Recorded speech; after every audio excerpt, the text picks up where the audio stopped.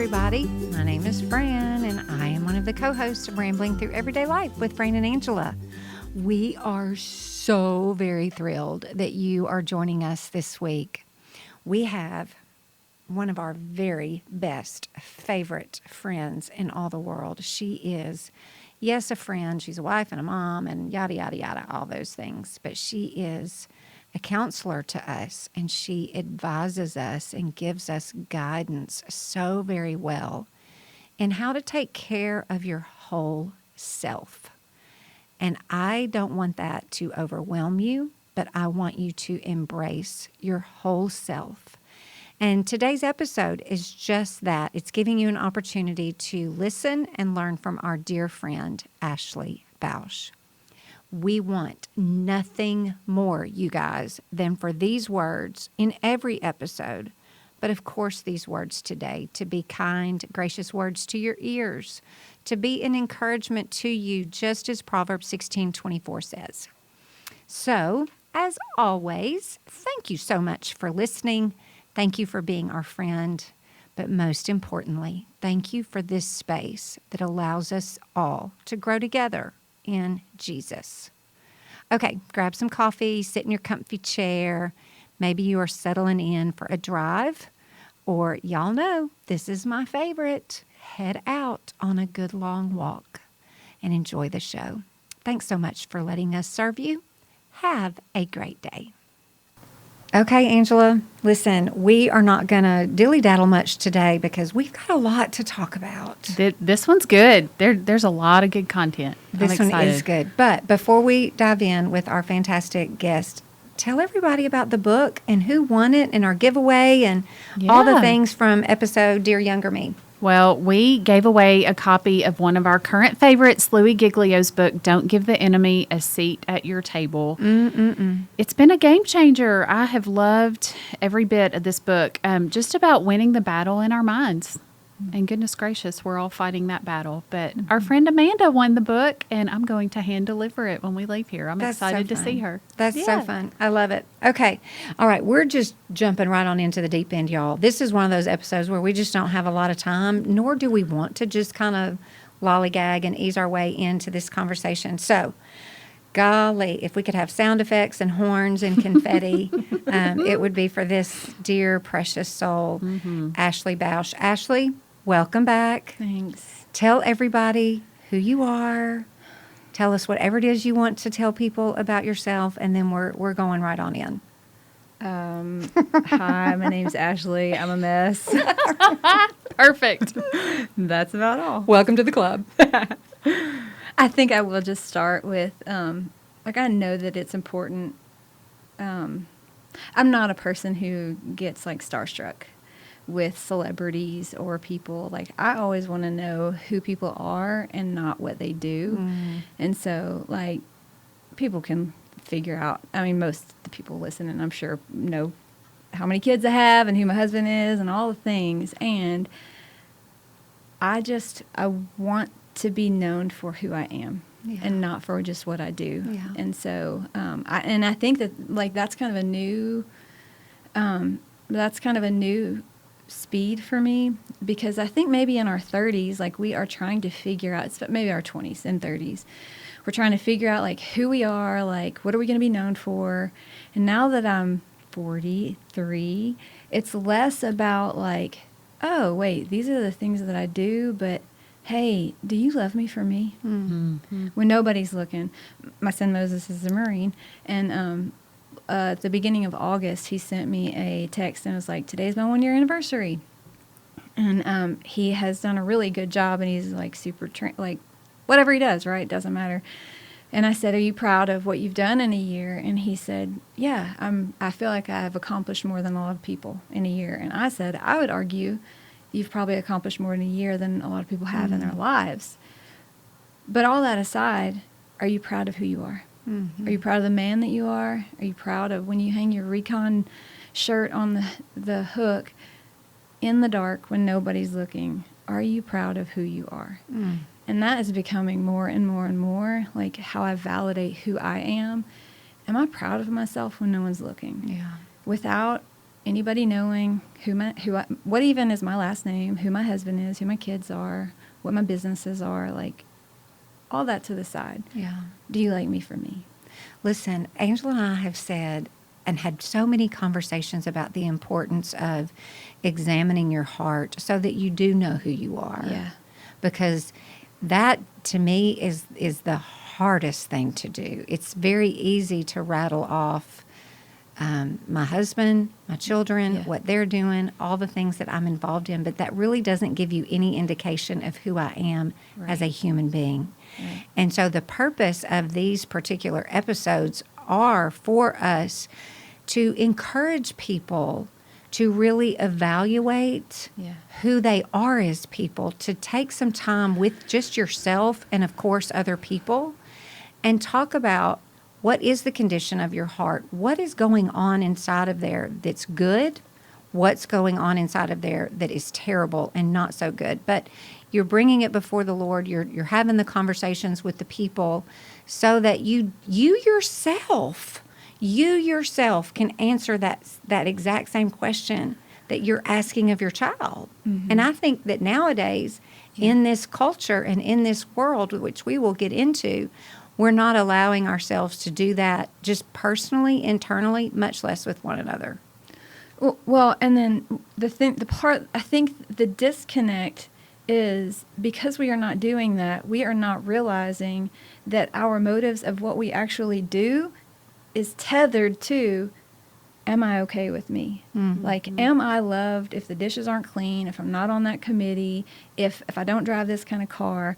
But until we can actually like assess those things, we are still moving out of those motives in our lives, and we're always chasing this thing, and we just build this house of cards because we don't want to ask the real question in the dark, am I okay? Yeah. Do I like me? Does the Lord like me? Am I worthy of love no matter what I do? Where does that come from? Which part? I guess all of it. I don't even know how to break that apart. But we're off that Dear Younger Me episode, Yeah. and as we look back to our younger selves, like or for people listening that have kids, like how do we grab a hold of this younger? And then if we're older, how do we talk to our younger selves to get these things into our heart? So I'm studying a lot of attachment theory right now, and like without getting into all the people and the Can we say studies that you're of- getting your master's? We can, sure. That is so Sure. impressive. Oh, before hard. I started, I kept telling Eric, I feel like I'm about to take my medicine. And now every day I'm like, I'm not overwhelmed. I'm not overwhelmed. You can do it. I'm not You can do hard overwhelmed. things. You're an Yeah. even more qualified expert in our opinion. Shoo. Okay, so one of the things in the Dear Younger Me episode that I really loved, that was really good. I loved listening to that conversation. At one point, I think you were saying, I can't remember who asked the question, but like, how do you even... What I heard you saying was, instead of telling people what to do, like the younger version, instead of telling them what to do, how do we come along beside them and begin to ask questions and all those things? And I would call it attunement. And so attunement is the idea of like when a baby cries, mama knows. Mama knows to feed them, hold the baby, like whatever. That's the idea of attunement. Attunement is when your teenager walks in and you just see them downcast and you're like, hey, what's going on? Mm-hmm. Or when your best friend just sends a text in a little off way, but you are attuned enough to know what's going on over there. Mm-hmm. And so it's the idea of just sitting with someone. Earlier when we were talking about like just needing someone to sit with us and contain, I don't have this all figured out. I don't know what to do here, and I am going to probably say something offensive or wrong or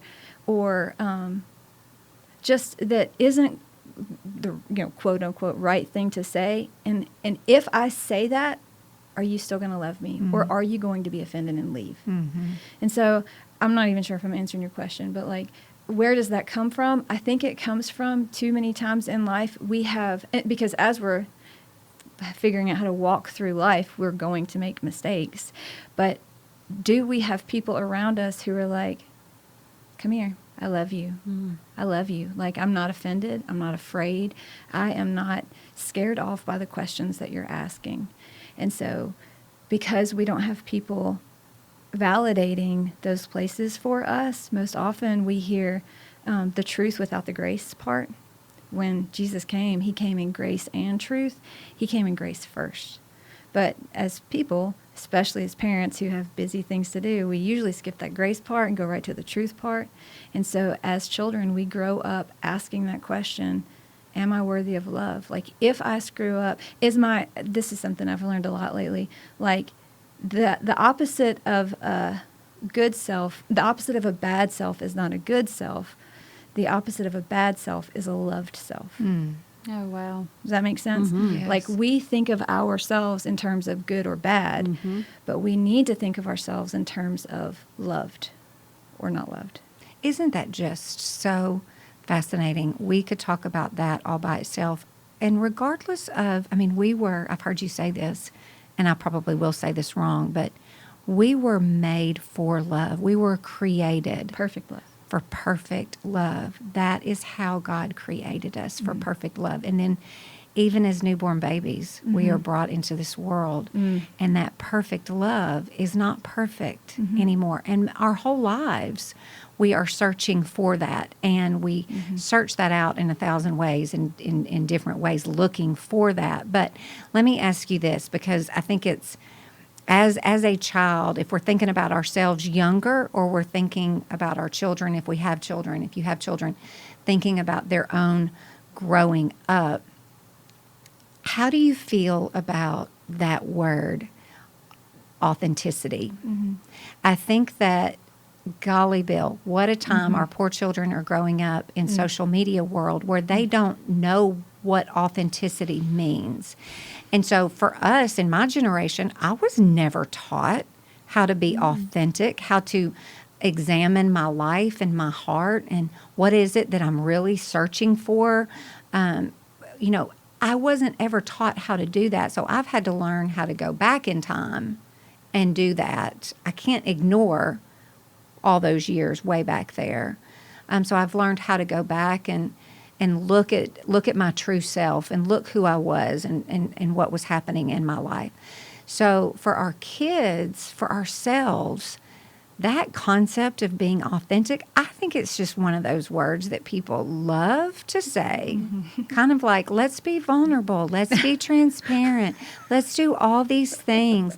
And all these things sound so great in theory, but I think people, like, they'll do it one time or say just some sentences, and then they move on and they call themselves being authentic. And so you're not getting to the heart of who you are as a person. Because of the life that you have and the work that you do. This is a process that needs to be built. It's a practice that needs to be built into our lives all the days of our lives. So when you hear people talking about we need being transparent and vulnerable and authentic, does that cause you to applaud, or do you just want to go, yes, but hang on a minute? What does that stir up in you? Okay. Let me organize my thoughts. That was a lot. I'm sorry. That's a great question, Fran. That's a really good question. And I think what I would ask you back is, or at least want to explore or encourage you, however we want to say that. But I would propose that there was probably a time that you were taught it's not safe to be authentic. Yeah. Oh, for sure. It's safer to be good than it is to be loved. Performance. Yeah. Or hang on, maybe performance is a word, but it's also appearance. Yes. Those are two different things. So an appearance of everything is just fine.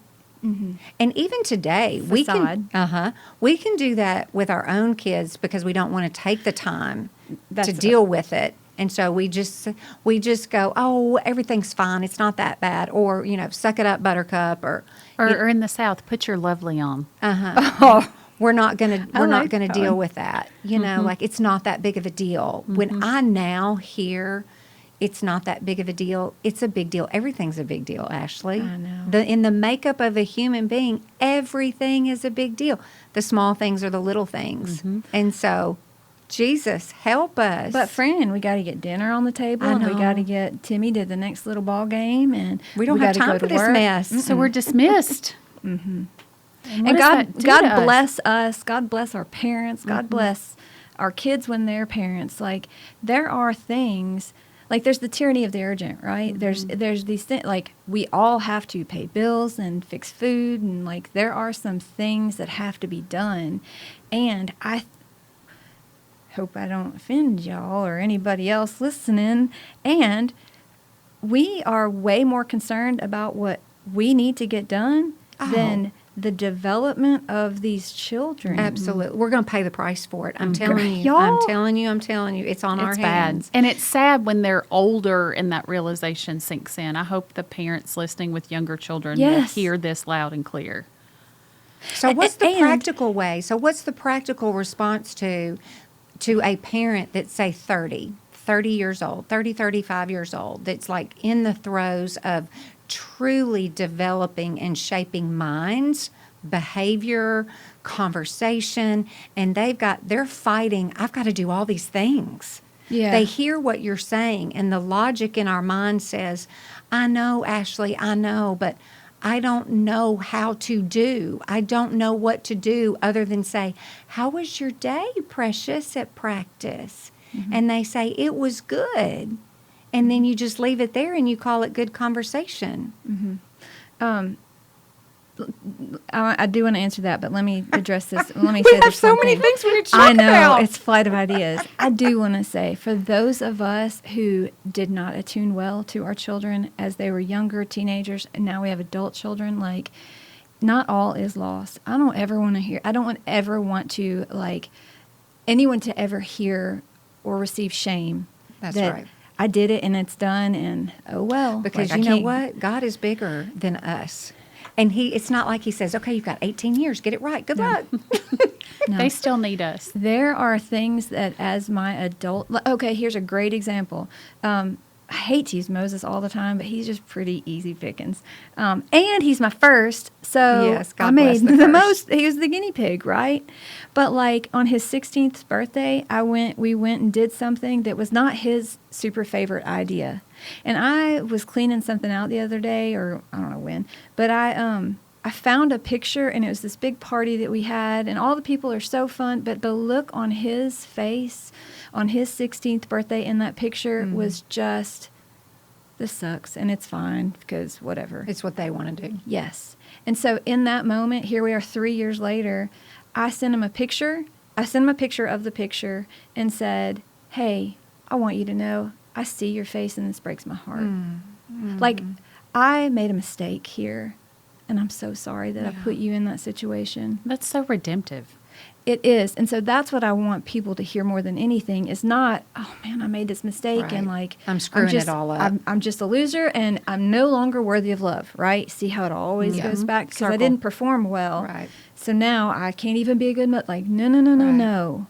At the moment we realize it, if we will in that moment take the next step to attune and like ask for forgiveness. Attune meaning like, I see you and I know what you're feeling in this moment. I can see that that was your 16th birthday and you were not feeling celebrated. I own that. Yeah. I'm sorry that I Yeah. did that. I hope you can forgive me. And his response back was, thanks, Mama, for saying that. Thanks so much for saying that. I So sure he do felt love you." seen and validated Yes. and not dismissed or reprimanded or Yes. be grateful we're having you a party. Right, Or, that's right. ridiculous. Come on. Right. None of those things. Right. Yeah. Because I make mistakes, y'all, every day, but I want to be a person who takes ownership over them. Okay, so, like, now I'm going to answer your question, friend, or, the world Yeah. according to Ashley. Yeah. Next, to solve this problem. Right. That's a great plan. Okay, what I hear you asking is, what would I say to the mama in the throes of all the little years, or like getting dinner on the table and changing diapers and T-ball, like all that. place. Mentally, they're attuned, but they're not responding maybe to that. I think that I think that there is, okay, so this is just a pragmatic thing. A long time ago, we set up the idea of a listening chair in our Yeah, house. I love and that. It's the idea of our children. And so in our room, I don't know why they call our room the apartment, but they do. That's awesome. And so it is a place now that when they have to talk to us, they will say, can we go in the apartment? It used to be like the listening chair or whatever. Now it's the apartment.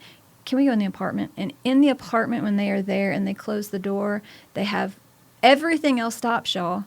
Like, Eric is willing to be late for work. I'm willing to cancel whatever appointment, like, because there's nothing more important in that moment, and conveying that importance to our child or to Eric and I. Like, if one of us need to have that conversation. But it is that place of, am I willing to put other things aside because you have something to say? And in this, when you come into the apartment, child, we are not going to tell you, we're not going to discipline you. We're not going to tell you you're wrong. We're not going to tell you how stupid your ideas are. It is a place of containment where you say all the things that you need to say, and we are going to do our best to just listen and contain it and love you no matter what. And it's safe.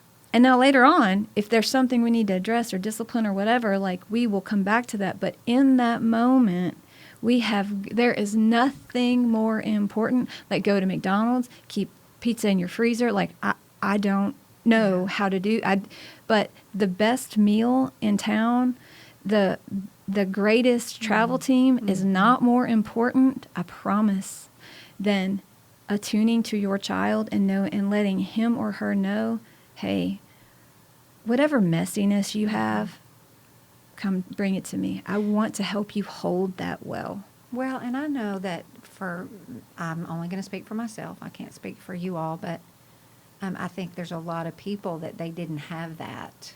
They didn't have that safe space, that relationship, that opportunity to voice whatever it was they needed to voice. And so you grow up and you just don't know how to navigate your own feelings, your own thoughts, your own fears, your own. It's like, could I go sit in the chair and just talk to myself for crying out loud? Because I didn't have it then. I don't have it now.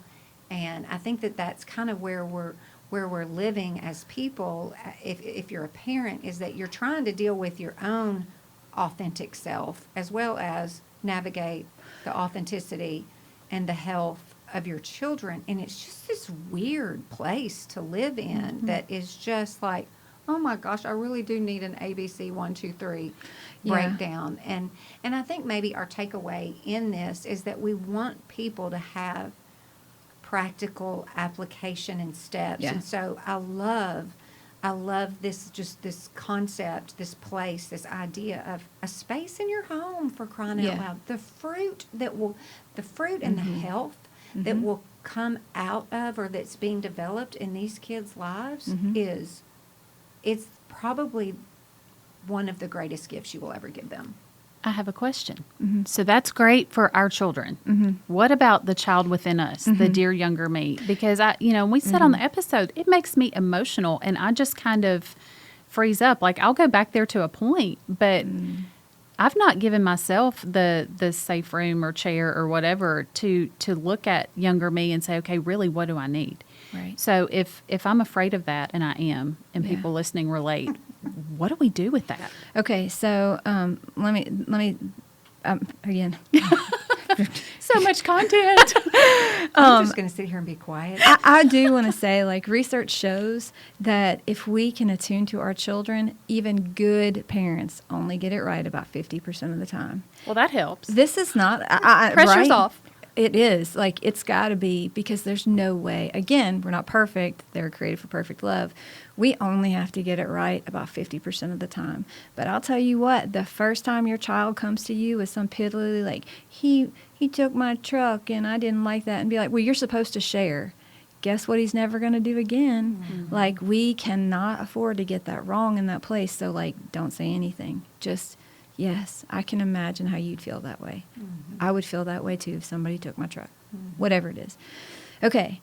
I think we are in a famine of authenticity and vulnerability and transparency, and which is it's almost this paradox, because it's like what we're calling for, But I am finding more. My friend Jeremy the other day said that we are willing to be transparent for the sake of other people, vulnerable, authentic.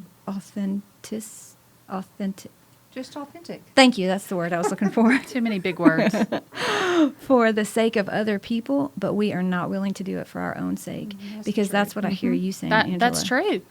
And I'd rather just why? not. Why? I'd It's rather just hard. It's appear that I painful. have it Exactly together and right. not have to be sad or go back or deal. Exactly. Because right. if you're going to be authentic, you're looking at the hard places. You're Yeah. not looking at, oh, remember that beach trip we took when I was 9 Yeah. and it was the greatest thing in all the world. Like, you don't live in that. I don't You- wanna do that. No, you go to the hard spaces. And Yeah. so I think we have to look long and hard at ourselves in the mirror and say, like, do I want comfortable and not meaningless? That's not the right word, but like, do I want to be comfortable and, can I say shallow? Sure. Like, is that a Oh, word I can say? absolutely. Sure. I'm just coasting Yeah. in La La Land. And I know it's important to go back, but I just don't want to put I'm the not- work in. Yes, I know. And same. Like, I want you to hear me I'd rather say, pick like, up that chocolate chip cookie and Amen. go, I dealt with it. amen. Or say, well, I've dealt with enough hard stuff this year already. Why would I go and, dig up everything from the past? But I know that I need to because it's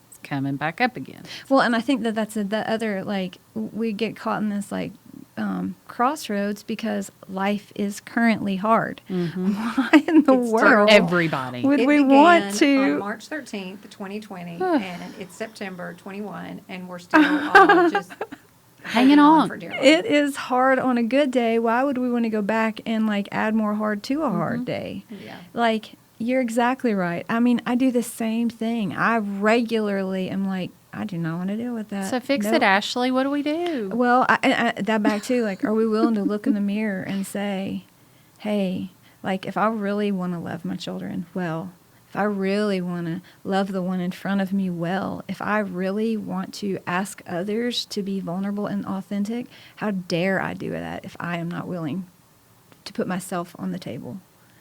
And now, that doesn't mean you get on a podcast and, like, okay, here's all the things that Let me I tell need you to all the process. things. No. Right. No.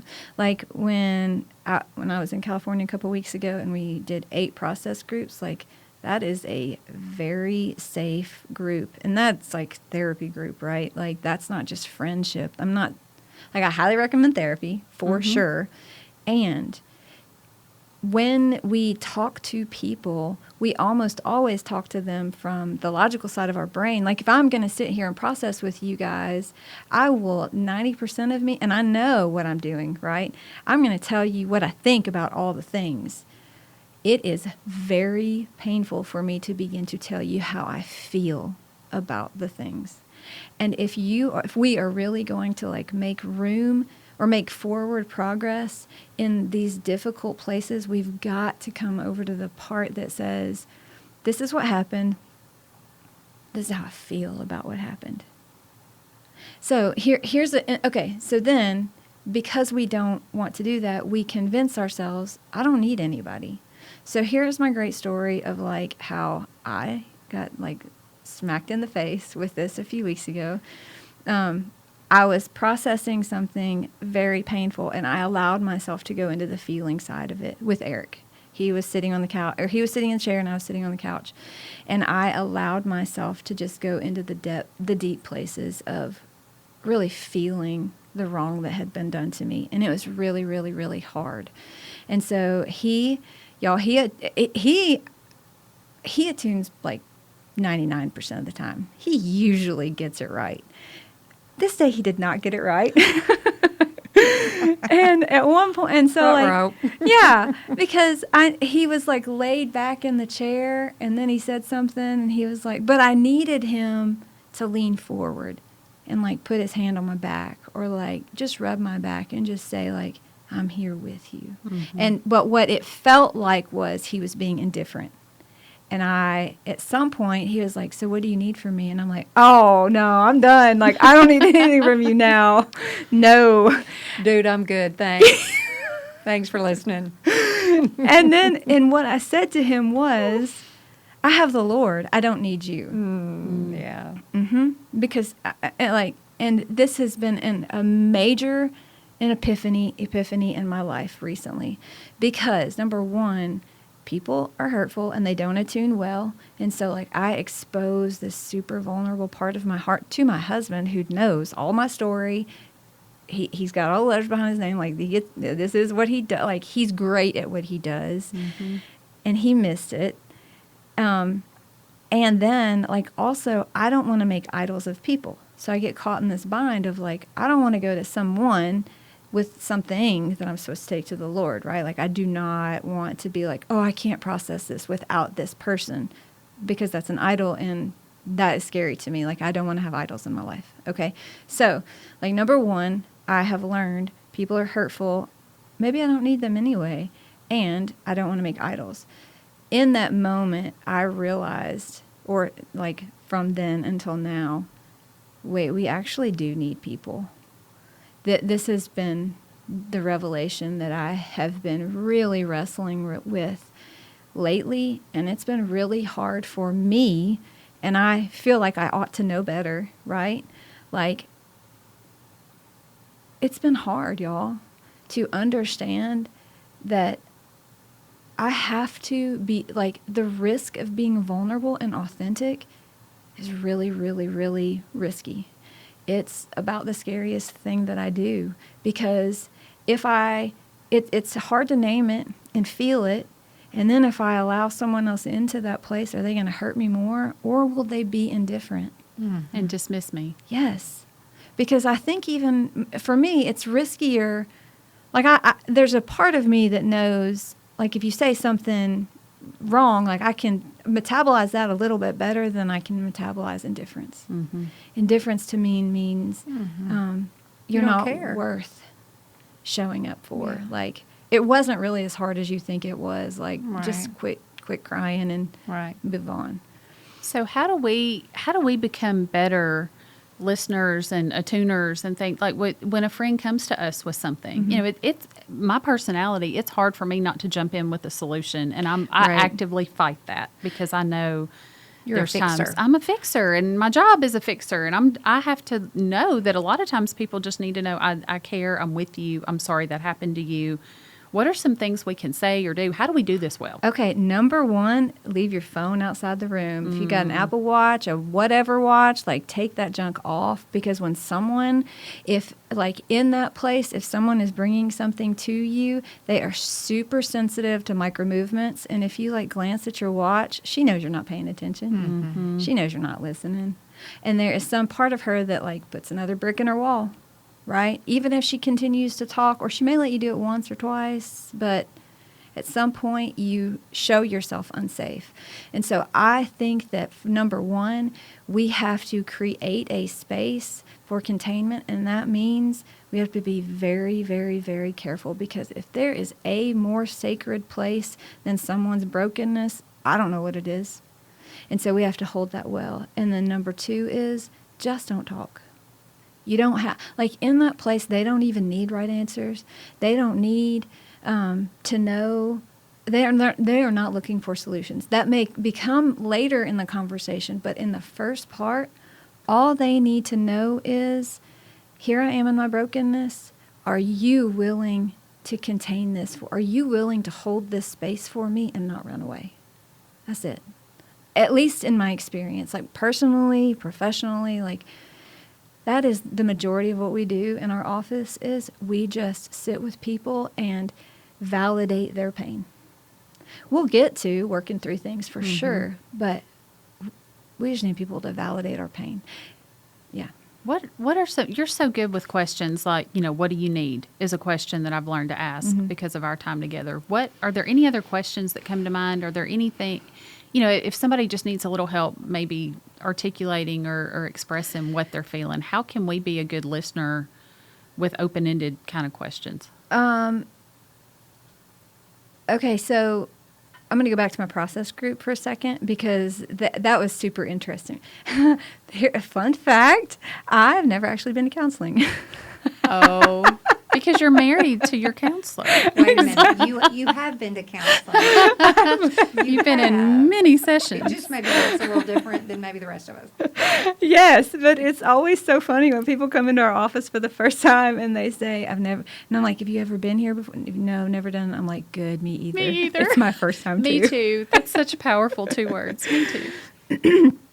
And so it was really fun watching someone else facilitate the group, right? Because I didn't have to be the counselor. And that was it took me a couple of groups to realize, like, You're not in charge. I don't have to know the right answer. Like, I need to not say anything. That's really the right answer. But most of so our groups were an hour and a half, and the majority of what the facilitator did was say back what the person was saying. It's validating. Like, it's not like at the end is the what do you need, but like if I am sharing with you, that Fran spilt my coffee, right? I don't know. Let's come up with something more dramatic than that. Like, I don't mean to minimize things and whatever it is.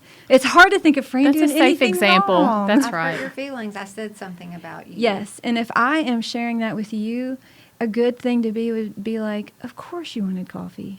Like, yeah, Fran was thoughtless in that place. Again, like, you got to be able to hold truth of, like, who Fran is and the feelings that I feel, right? Does that make sense? It makes perfect sense. And so it is the place of validating my pain and just saying, like, I would, like, not even I would feel that way too, but just one of the facilitators did it really well. He just absolutely took everything I said and resaid it in different words.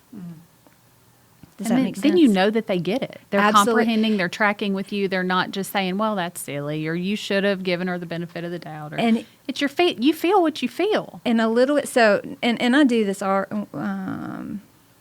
I shouldn't say that out loud, because I don't know who's listening. But with the facilitator, he sometimes would take my words and escalate them just a little bit. Okay. Because we minimize how we feel. But he would take my words and he would escalate it just a little bit. And there would be times that I would be like, yeah, It's like that when is you- exactly right. I wouldn't have said it, but he said it, and Yeah, I'm you going to take agree it with up a it. notch, you Yes. know, like, just because we do minimize, Yes. because we already feel like we're being a burden. And we're Absolutely. so sorry that I'm having to tell you all this. I'll make it really quick.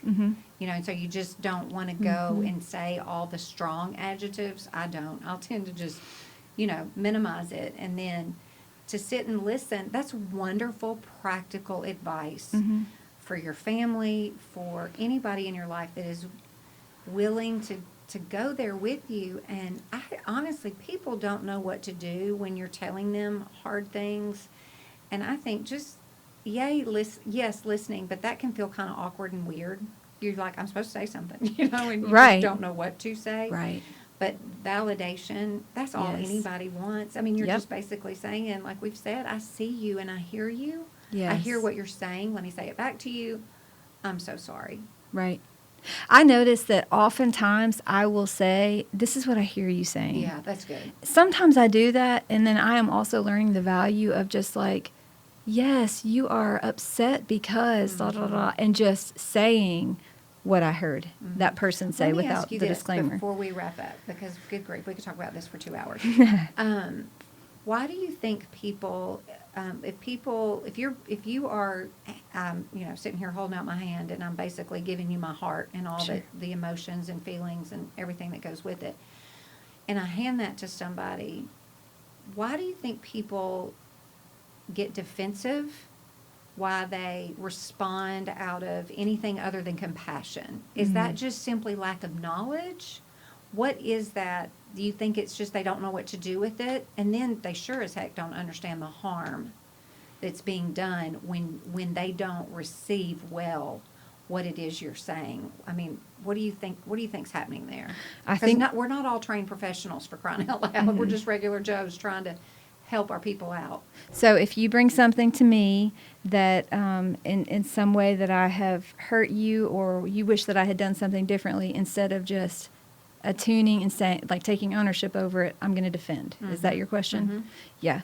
I think there's a whole bucket full of reasons, and a lot of it all would have to do with me wanting to keep myself safe. Oh, there you go. That Yeah. always, like, and however that manifests, like, I feel like I'm losing control.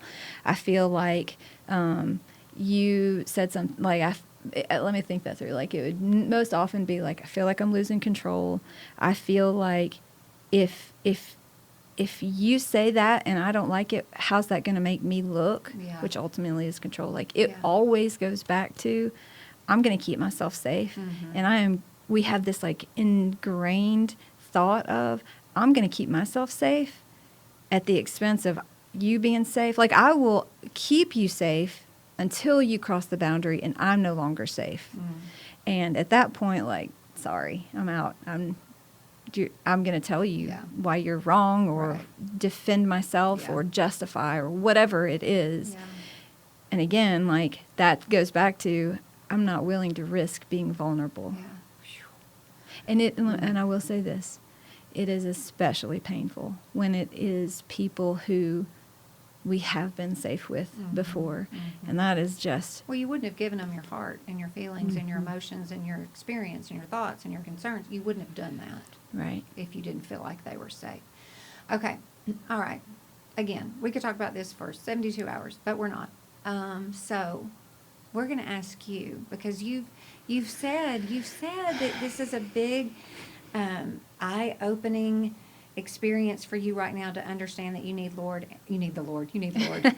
You need Lord. Yes. You need the Lord and you need people. Yeah. And so around here, you two, we know you well enough to know that in the middle of all of this heavy, wild world that we're all experiencing right now, we have to keep pursuing the Lord. We have to, whether we like it or not, whether we want to or not. I mean, in the last 4 days, as we're recording this, that's not true. Since last Friday, my time with the Lord has been very minimal because I just haven't been able to do it in the way that maybe I had been doing it in the past. I have. It's just looked a little different, and that's okay. So we need to pursue the Lord, and we need one another to help us navigate all of this. And you're learning that. You're learning that right now. So tell us, how are you practically growing in your relationship with the Lord? What are you learning? What is He teaching you right now? And you're not doing this by yourself. So somebody has to be helping you along the way. And maybe you are doing it by yourself. You're learning the importance of people right now, to have community to help you walk some of this, we don't want to say growth, but just this experience that you're living. What is it that you can say, you know what, this is what the Lord's teaching me right now. This is how I'm growing. And who's helping you get there? I would say, I mean, big shocker, that growing is uncomfortable. And I am again reminded that with all the work that I have done just in my personal life, living with my counselor. A blessing and a curse. Yeah, oh, amen. Blessing 99% of the time, except when he doesn't get attunement. That 1% is what we talked about today on the podcast. Yeah. Yeah. Isn't that interesting? Because it matters. It matters. It does matter. You know, it's easy to be like, it's just 1%. It does matter. I think I thought that I had put in my time in my work and I was in like a good spot. And I think I don't want to say arrogant. Like I don't mean that to be I don't mean that naive. I will say it that way. I think I was naive to the place that I thought all the work that I had done was enough. But with the Lord, there's always more. And there's always, like, I can't spend 20 years working on something that I've been living for 43 years, right? Because there are other things all the time. Like, y'all, the Marines at the airport, like, that hit way close to home. Wow. And then my kid tells me the next day, like, his pipelines changed to, like, speed up because of all that. Like, it got really real really fast. And so this whole needing people thing has been very difficult for me. And I like to think that I'm pretty transparent and I'm pretty open and that I have a lot of friends and like that I have people all around me. Like we barely go out to eat without knowing somebody there. Like, and that is way different than needing people and allowing myself to be vulnerable and authentic for my benefit has been it's been a very hard pill to swallow. And it is the Lord saying like, hey, I created you for a relationship. It wasn't good for Adam to be alone. He created Eve. Like, it's not good for Ashley to be alone. She needs people in her life. And so the intentionality to seek out relationships, to say like, hey, I'm going to call you because I need to be vulnerable, not for your benefit, but for mine. That is hard for me to do. Yeah. Yeah. Did that answer your question? Absolutely. That's What so is relatable. What's a resource? Do you have a book or anything? Just one. Only give us one. I know I'm in the throes of book reading right now. What is a great resource for people? Just, no, I don't want to say a generic resource. That's terrible. But just an overall good place to start. I mean, I'll say this book because it's the book that like wrecked my world, you know, however I want to put that. But like, it's called People Fuel by John Townsend. And the first chapter, he says, you need to need. And I want to, I'm like, no. And Heck so to the no. yes. So the rest of the book is just, you know, like Dr. Townsend, he knows what he's doing. He has the research to back it up. He's a big neuroscience guy. Like, we were created, we were hardwired to need other people, but I don't need somebody to just make me dinner. Like, it is a very specific way of needing people and the vulnerable, and like, it has really, really, really jarred my paradigm in a really good way. It's been really hard. It's been really hard to see how isolated I actually have allowed myself to become. That's been painful to see and name and admit to. And that's the book that kind of shifted my gears. Okay, last question. You're not prepared for this. This is an easy one, though. Okay. In a world that is Easy. it's so crazy for us all. You know, you've got your own crazy. Sure. Everybody's got their own hard. And we have to keep our eyes fixed on something hopeful and good. I'm not looking for just the Jesus answer here because that's a no-brainer. But where do you see hope in this world, whether it's just in your own family or in the greater, truly, honestly, the greater country, the greater world? Where do you see hope right now that's giving some life to you? That is a good question. I mean, I guess I do. I don't really know how to answer that. Like, I have the flight of ideas and they all race to my brain or race to my mouth. I really see hope in my children. Like, I don't think my time was in vain with them. I am seeing I think it's that whole thing and the story that I told about seeing a place that I missed something, and it is hopeful to me how forgiving and how repairing relationships can be when we can just go to those places and say, like, I missed this, that not all is lost, that there is hope in being vulnerable, which is kind of a paradox because it seems like it's super unsafe, but really it is hope for, like, that's what makes life worth living. That's what changes people's lives. Amen. That's good. That's so good. Okay, this is going to be an episode where we're just going to end it by saying, okay, you push stop now, and then you rewind, and you go back to the beginning, and you listen to it all over again, because it's just so rich in truth and help and hope. So, goodness gracious. Thank you, Ashley. We love you so, so much. Same. Thank you for Love being so humble, and you do just always keep it real. And we love to learn from you because you're so relatable with that. So thank you for being you and for being here. Well, thanks That's for right. seeing me. We see you, Ashley. Oh, we sure do. I know you do. That's why I love being with you too. Okay, guys, thanks so much for listening. It was a great episode. So good. All right, we'll see you guys next time. Have a great day.